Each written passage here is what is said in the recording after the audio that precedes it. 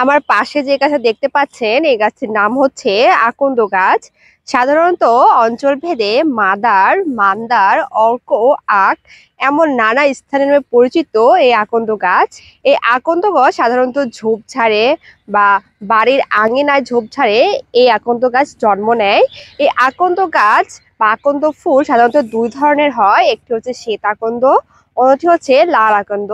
শ্বেত আকন্দর ফুল সাধারণত সাদা হয় এবং লাল আকন্দের ফুল হয় বেগুনি। হাঁপানি, শ্বাসকষ্ট, গর্ভপাত, মাথার চুলের বিভিন্ন সমস্যা ইত্যাদি অনেক সমস্যার কিন্তু সমাধান দিতে পারে এই আকন্দ গাছ। এছাড়াও এই আকন্দ গাছের একটা বিশেষ বিশেষত্ব হচ্ছে ব্যথা নিরাময়ের কাজে এই আকন্দ গাছ ব্যবহার করা হয়।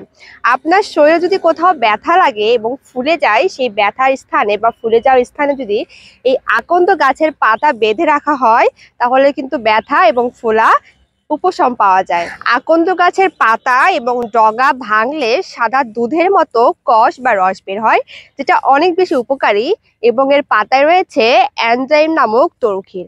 আকন্দ গাছ যে শুধু ঔষধি গুণে ভরপুর তা কিন্তু নয়, এর ফুলের দেখতে কিন্তু অপরূপ সৌন্দর্য। তাই তো কবি জীবনানন্দ দাশের এই আকন্দ ফুলের ভীমরুল ঘোরাফেরার দৃশ্যটাও তার চোখ এড়ায়নি। তাই তো কবি রূপসী কাব্যগ্রন্থে কবি বলেছেন, আকন্দ ফুলের ভীমরুল, কালো ভীমরুল গুঞ্জরণ করে রৌদ্র দুপুরে।